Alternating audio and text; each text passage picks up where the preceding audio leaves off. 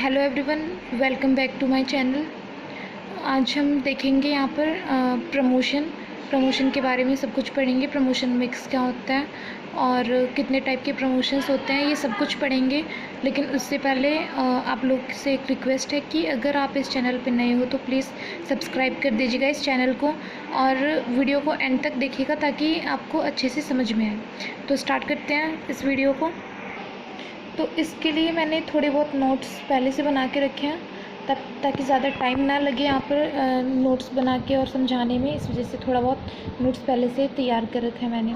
तो प्रमोशन क्या होता है? प्रमोशन मतलब इट रिफर्स टू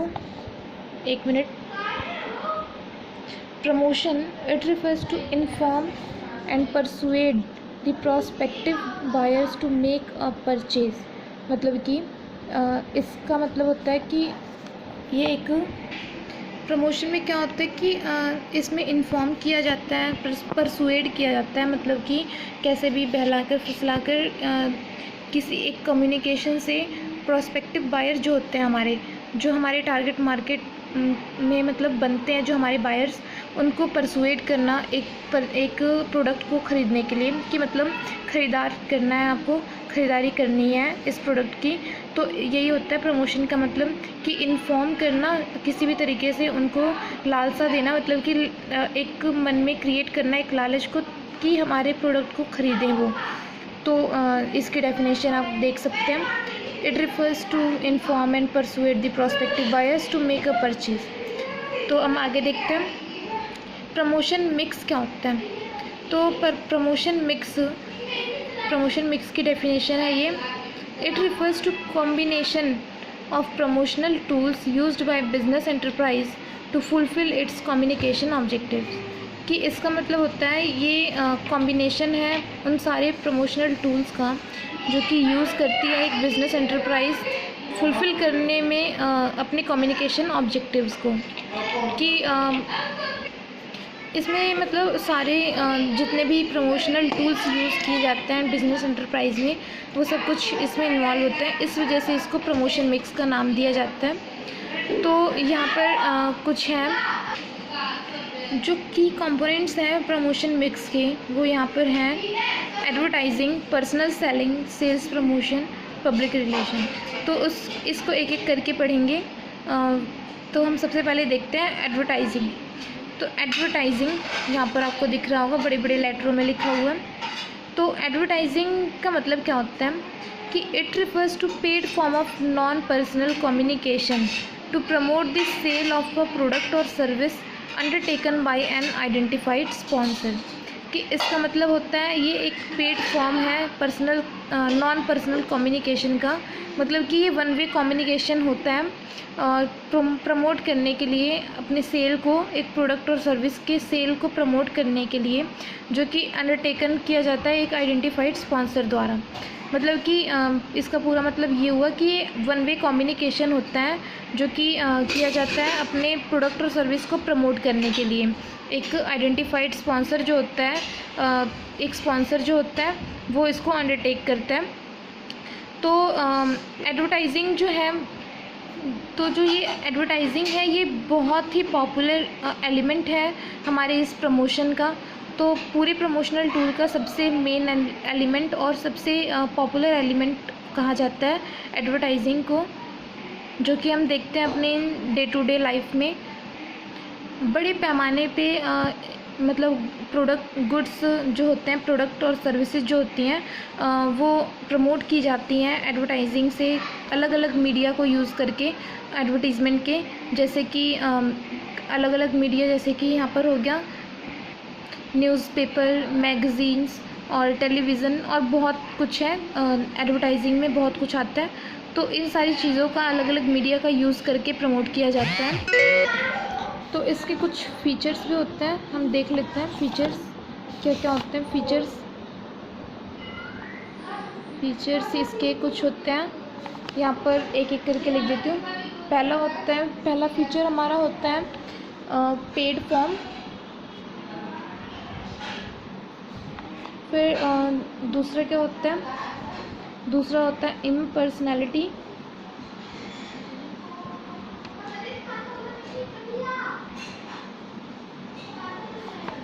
और तीसरा होता है हमारा आइडेंटिफाइड स्पॉन्सर। तो देखते हैं इसको क्या क्या होता है, इन फीचर्स को।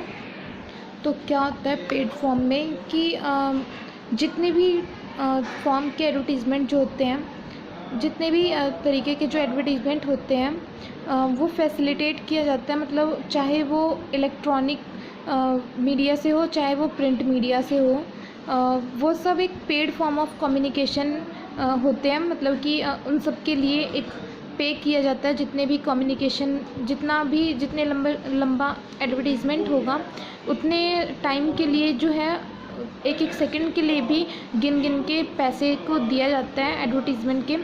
तो इस वजह से इसको पेड फॉर्म का नाम भी दिया जाता है कि मतलब जितने भी फॉर्म के एडवर्टीज़मेंट होते हैं जो कि फैसिलिटेट किए जाते हैं एक प्रोडक्ट को या फिर सर्विस को प्रमोट करने के लिए, वो सब चाहे वो इलेक्ट्रॉनिक मीडिया से हो, चाहे वो प्रिंट मीडिया से हो, वो एक पेड फॉर्म ऑफ कम्युनिकेशन को रिप्रेजेंट करते हैं।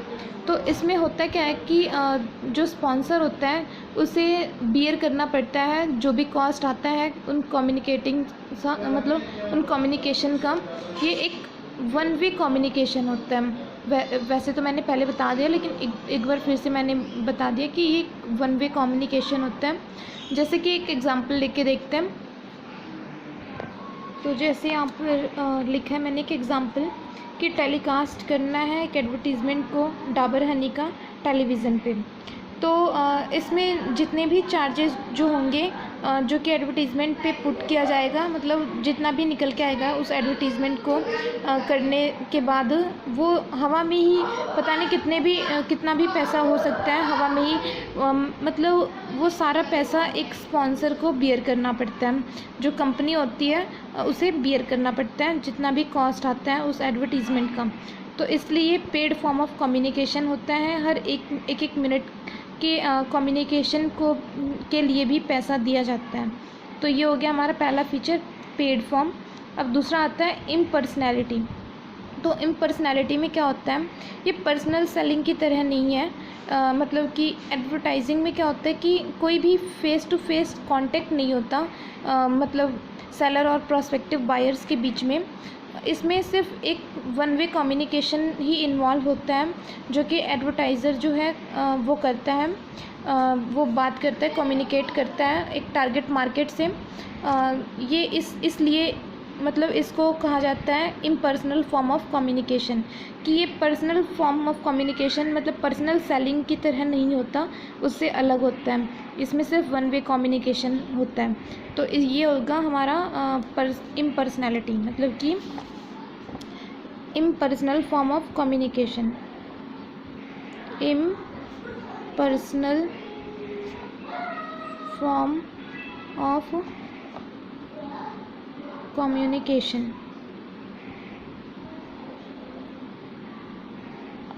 अब आगे देखते हैं आइडेंटिफाइड स्पॉन्सर। तो आइडेंटिफाइड स्पॉन्सर इसमें होता है क्या कि इसमें एक फ़ीचर जो है एडवर्टाइजिंग का वो हाईलाइट करती है एक फैक्ट को कि जो एडवर्टीज़मेंट है कि जो मतलब कि एडवर्टाइजिंग जो है वो हाईलाइट करती है एक फैक्ट को कि ये कभी भी मतलब एडवर्टीज़मेंट के पार नहीं जा सकती, मतलब कभी क्रॉस नहीं कर सकती कि जहाँ पर जो नाम होता है एडवर्टाइज़र का वो कभी भी ट्रेस नहीं हो सकता, मतलब कि छापा नहीं जा सकता। हर एक एडवर्टीज़मेंट को बांधा जाता है कि इंडिकेट करे अपने आइडेंटिफाइड जो भी इंडिविजुअल है उसके नाम को या फिर फर्म को जो कि विश कर रही है, मतलब कि जो चाहती हैं प्रमोट करने के लिए अपने प्रोडक्ट की सेल को या फिर सर्विस को, और उसको भी कॉस्ट को बियर करना पड़ता है। तो ये होता है आइडेंटिफाइड स्पॉन्सर।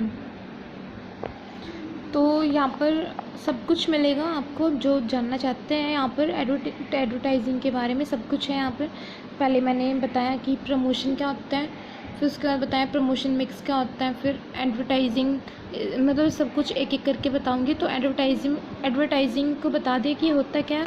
फिर फीचर्स क्या होते हैं ये भी पता चल गया हमको। अब आते हैं रोल पे कि एडवर्टाइजमेंट के रोल क्या होते हैं। तो यहाँ पर देखते हैं, पहला मैंने लिखा है कि enhancing customers awareness about the product, कि इन्हेंस करना कस्टमर के अवेयरनेस को एक प्रोडक्ट के लिए, कि कैसे भी करके जानकारी देना अपने कस्टमर्स को, चाहे वो न्यूज़पेपर के ज़रिए हो, चाहे वो किसी भी मीडिया के ज़रिए हो, लेकिन कस्टमर्स को अवेयर करना कि हम ये प्रोडक्ट भी लेके आ रहे हैं मार्केट में, तो इसको भी वो ट्राई करके देखें। तो ये होता है पहला, enhancing customers awareness about the product. अब दूसरा आता है हमारा, दूसरा यहाँ पर है repeated advertisement increases the confidence of the consumers. अगर हम एक ही एडवर्टीज़मेंट को बार बार दिखाएंगे टीवी चैनल पर, बार बार से हम एक ही चैनल मतलब एक ही एडवर्टीज़मेंट को दोहराएंगे, अलग अलग मीडिया पे छापेंगे, अलग मतलब एक ही एडवर्टीज़मेंट को, एक ही प्रोडक्ट के एडवर्टीज़मेंट को, तो इससे क्या होगा कि कहीं ना कहीं एक जो पर्सन होता है उसके दिमाग में ये आएगा कि ये अच्छा है प्रोडक्ट, इस वजह से बार बार से इसकी एडवर्टीज़मेंट दिखाई जा रही है। तो क्या होता है कि इससे कॉन्फिडेंस इंक्रीज़ होता है उस कंज्यूमर का, उस पर्सन का एक प्रोडक्ट के लिए। तो इस वजह से यहाँ पर दिया गया है कि repeated advertisement increases the confidence of the consumer.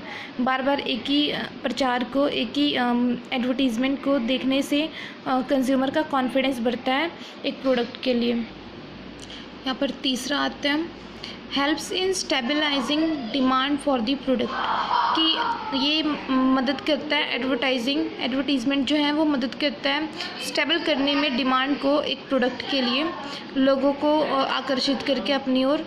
तो ये होता है तीसरा यहाँ पर जो रोल है एडवर्टीज़मेंट का, वो यही है कि हेल्प करे स्टेबलाइज करने में डिमांड को प्रोडक्ट की। यहाँ पर नेक्स्ट है चौथा, helps in creating demand for both old and new product, कि जो एडवर्टीज़मेंट है वो हेल्प करता है, मदद करता है क्रिएट करने में डिमांड को, दोनों ही, वो चाहे ओल्ड प्रोडक्ट हो चाहे न्यू प्रोडक्ट हो। हम देखते हैं अक्सर टीवियों में मतलब दिखाता है कि अलग अलग टीवी चैनल पर एक किसी भी प्रोडक्ट के बारे में एडवर्टीज़मेंट कि एक नया पुराना प्रोडक्ट तो होता ही है, उसके एडवर्टीज़मेंट के साथ साथ सब कहते हैं कि अब एक नया प्रोडक्ट आ रहा है। तो मतलब हम आप सोच सकते हैं कि क्या मैं कहना चाह रही हूँ कि मतलब पुराने प्रोडक्ट के साथ साथ वो नए प्रोडक्ट को भी मतलब एडवर्टाइज़ करते हैं, डिमांड को क्रिएट करते हैं। तो ये हो गया इसका चौथा एडवर्टीज़मेंट का रोल। नेक्स्ट है यहाँ पर और आखिरी जो रोल है वो है कि improve the public image of the company, कि जो एडवर्टीज़मेंट है वो इम्प्रूव करता है पब्लिक की इमेज को, गलती से बोलते हैं कि इम्प्रूव करता है कंपनी की इमेज को पब्लिक में। तो ये था पांचवा हमारा कि इम्प्रूव करना कंपनी की इमेज को पब्लिक की नज़रों में। नेक्स्ट आते हैं मेरिट्स, बहुत रोल पढ़ लिए, बहुत फीचर पढ़ लिए। अब यहाँ पर आते हैं नेक्स्ट मेरिट्स में कि इतना जो एडवर्टीज़मेंट के बारे में हम बोल रहे हैं कि उसके मेरिट्स क्या होते हैं, उसके एडवांटेजेस होते क्या। तो हम देखते हैं कि क्या होता है उसके मेरिट्स, क्या एडवांटेजेस होते हैं। तो यहाँ पर आता है पहला मास रीच, आप देख सकते हैं मैंने लिखा है यहाँ पर। तो मास रीच में बोलने का मतलब है एडवर्टीज़मेंट का क्या होता है कि एडवर्टीज़मेंट जो एडवर्टाइजिंग है वो इनेबल करती है एक मार्केटर को कि वो बड़े से मतलब बहुत बड़े पैमाने पे लोगों के पास पहुँचे एक एडवर्टीज़मेंट एक प्रोडक्ट का, मतलब कि बहुत बड़े जोग्राफिकल एरिया में। जैसे कि हम एग्जांपल लेके समझते हैं कि क्या होता है कि जो एडवर्टीज़मेंट है वो एक मैसेज देता है, ऐसे ही हवा में ही दे देता है।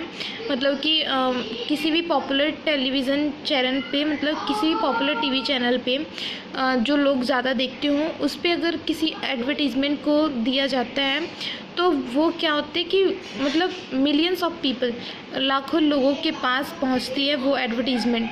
तो इससे क्या होता है कि ये बहुत ही बड़े लेवल पे एडवर्टीज़मेंट एक ऐसा एलिमेंट है प्रमोशन का जो कि लाखों लोगों के पास एक बार में ही पहुंच जाती है। तो ये होता है मास रीच का मतलब।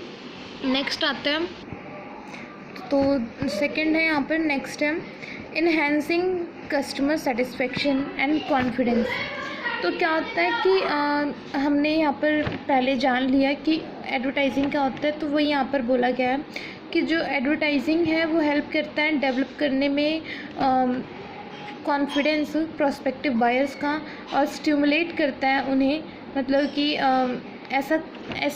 मतलब लालसा देता है, ऐसा लालच कर दे, मतलब अंदर पैदा कर देता है कि वो कैसे भी करके स्टिमुलेट, मतलब कि ख़रीदें, एक प्रोडक्ट को परचेज़ करें, ख़रीदारी करें। तो यही मतलब होता है कि एडवर्टाइजिंग जो है वो हेल्प करता है किसी भी कस्टमर के मतलब कॉन्फिडेंस को बढ़ाने में और स्टिमुलेट करने में उसे कि ख़रीदारी करें इस प्रोडक्ट की। और ये इसलिए क्योंकि ये एक एश्योरेंस प्रोवाइड करता है उस प्रोडक्ट की क्वालिटी का, और इन्हेंस करता है कस्टमर सेटिस्फेक्शन को। तो यहाँ पर सेकंड हमारा ये हो गया enhancing customer satisfaction and confidence. अब नेक्स्ट आता है हमारा, नेक्स्ट है यहाँ पर एक्सप्रेसिवनेस। तो एक्सप्रेसिवनेस का मतलब क्या होता है कि ऐसे कम्युनिकेट करना इस तरीके से कि लोगों के अंदर एक मतलब कह सकते हैं कि एक ऐसा इंटरेस्ट पैदा हो, एक मतलब एक इंटरेस्ट पैदा हो कि हमको इस एडवर्टीज़मेंट को देखना चाहिए।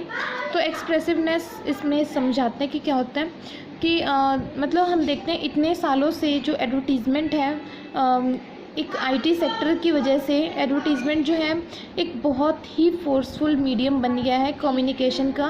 क्यों?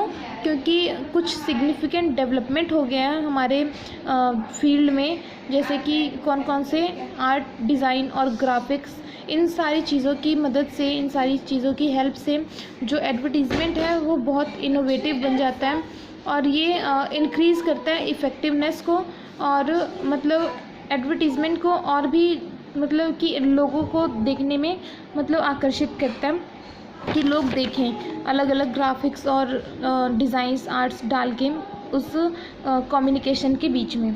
तो ये होता है एक्सप्रेसिवनेस। नेक्स्ट आता है इकोनॉमी। नेक्स्ट आता है हमारा ये इकोनॉमी।